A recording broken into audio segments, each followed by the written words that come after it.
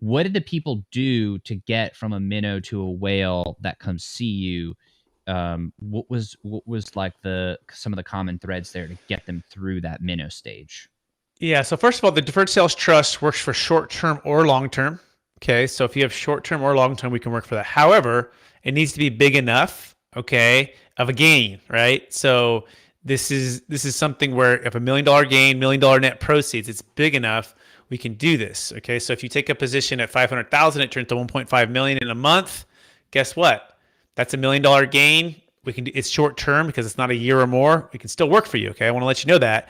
But if it's a bunch of small little short terms, our the transactions are going to be too big or too small, and the expense is too big with our team to put it all together.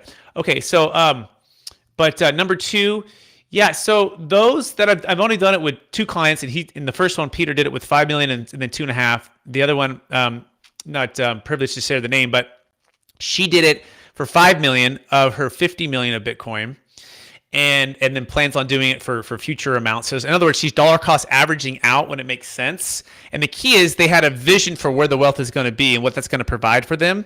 So they had certainty of their vision, and then they had certainty on the legal aspect of it and the team, which is our part of it. And but also they're both of them aren't exiting all of it all at once, right? And this is the other thing. They also didn't buy it all at once.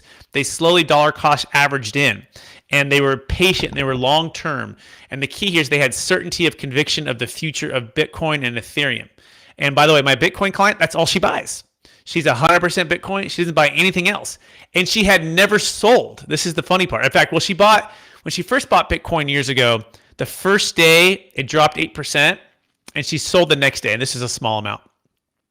Then she's like, oh, what am I doing? Like, let me just get back in. And then she got back in, and from that point on, she had never sold, and she rolled up her $50,000 investment to $50 million, okay?